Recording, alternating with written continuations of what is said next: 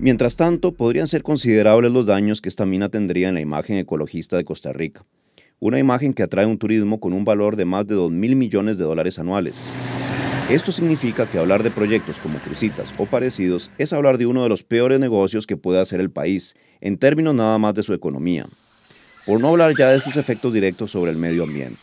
Simplemente desaparece toda la vegetación que esté arriba, vamos a tener un impacto sobre el suelo. Entonces, lo que ocurre en otras circunstancias, que el bosque puede volver a crecer en una zona, en el caso de estas minas es más difícil porque vamos a tener un suelo sumamente alterado. Y por otro lado tenemos el impacto a depósitos de agua subterráneos porque las profundidades de la mina así lo exigen. Entonces estamos pensando en un impacto generalizado, agua, suelo, vegetación, biodiversidad.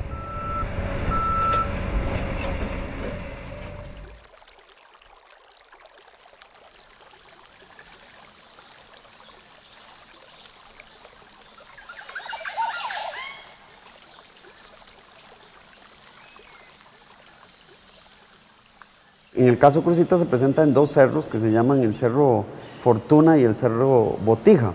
Esos cerros tienen bosque primario por encima y bueno, en el caso Cruzitas se requeriría eliminar por completo el bosque, luego quitar el suelo y extraer la roca por medio de, sobre todo, explosivos y maquinaria muy pesada.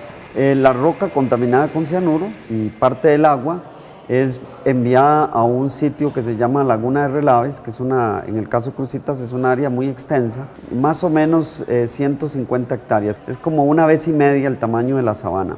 Es una laguna artificial de 2 metros de profundidad de agua, que va a tener en el fondo todo ese montón de rocas molidas con mezclas de cianuro, que tiene una característica y es que el cianuro, además de extraer el oro, también moviliza los metales pesados. Entonces esa mezcla de roca molida y agua va a tener también, va a considerarse un residuo tóxico o peligroso en la medida que tiene también metales pesados. A pesar de todo, podríamos reconocerle a la empresa que la mina puede incrementar nuestra biodiversidad.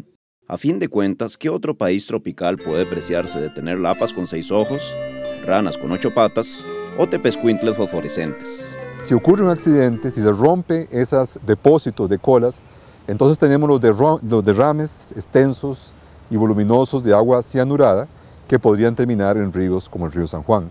Eso ha ocurrido en otras minas de Centroamérica y del mundo. Eso es una experiencia conocida en este tipo de proyectos. No puede decirse que estos daños sean pura especulación. Lo más absurdo del caso es que Costa Rica no ha sido ajena a los estragos de la industria de la minería de oro a cielo abierto. 2 minas han sido en Costa Rica desarrolladas con esta tecnología. Fueron Macacona, en el sector de bajando la cuesta Esparta, en este sector, y la mina de Bellavista en Miramar. Y en los 2 casos hemos tenido grandes impactos ambientales.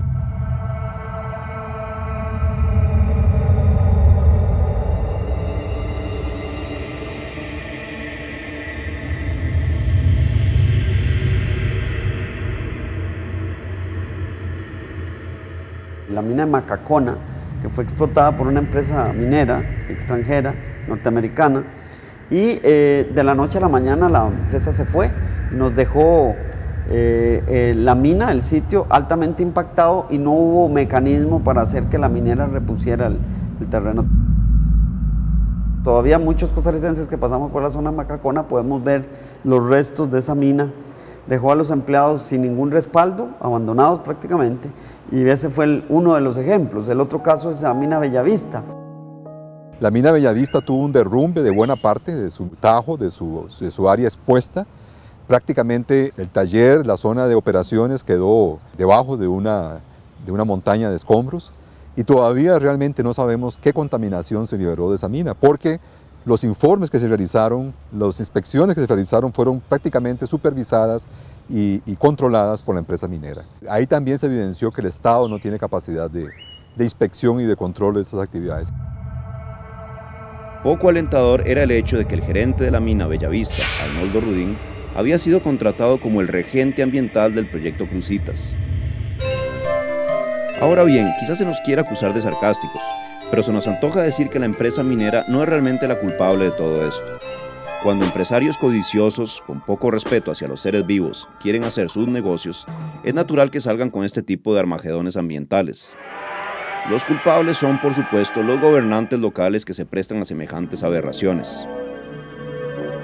En el caso del proyecto de Cruzitas, la mayor anomalía se produce cuando en el año 2008, el presidente del país, un individuo de apellidos Arias Sánchez, emite un decreto que lo declara como de interés nacional, algo por lo cual la empresa quedó muy agradecida.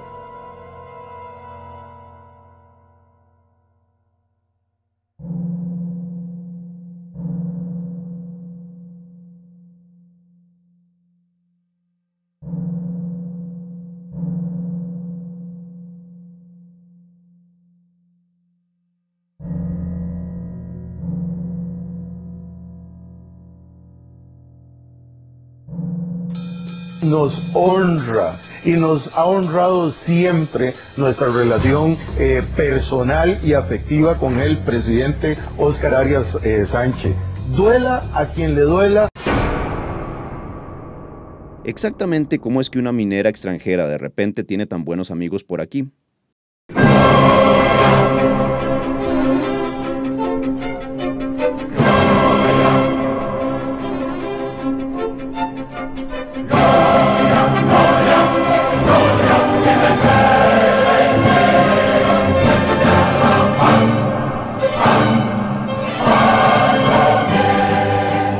¿Acaso tenga que ver con la fascinación desinteresada de este expresidente por el metal dorado?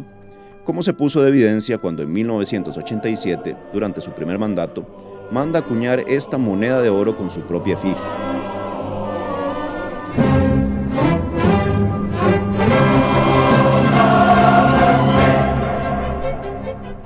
Su autocondecoración cuidaba hasta los más mínimos detalles, hasta el punto de que si se observa con detenimiento, puede atisbarse desde cierto ángulo el característico lunar del expresidente, prominencia cuyo diámetro un servidor calcula que tiene alrededor de 1/5 de milímetro de diámetro. Pero esto no son más que detalles. El problema de fondo fue que todo el proceso de declaración de interés nacional fue realizado en violación de las leyes, aunque en su momento el entonces presidente asegurara otra cosa con su perfecto acento británico. Todo se hizo by the book. Todo se hizo correctamente. Justamente estas irregularidades fueron las que terminaron de traerse abajo el proyecto ante el Tribunal Contencioso.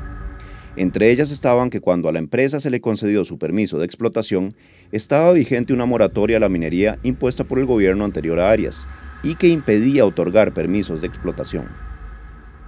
Asimismo, el tribunal notó que cuando la Secretaría Técnica Ambiental, o SETENA, le dio su primera aprobación al proyecto, en este se contemplaban solo perforaciones de unos 30 metros, pero luego esto se cambió a perforaciones de hasta 70 metros, sin que esto hubiera pasado por un nuevo estudio de impacto.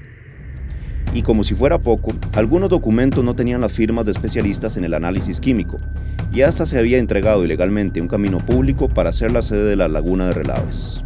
En casación los papeles hablan.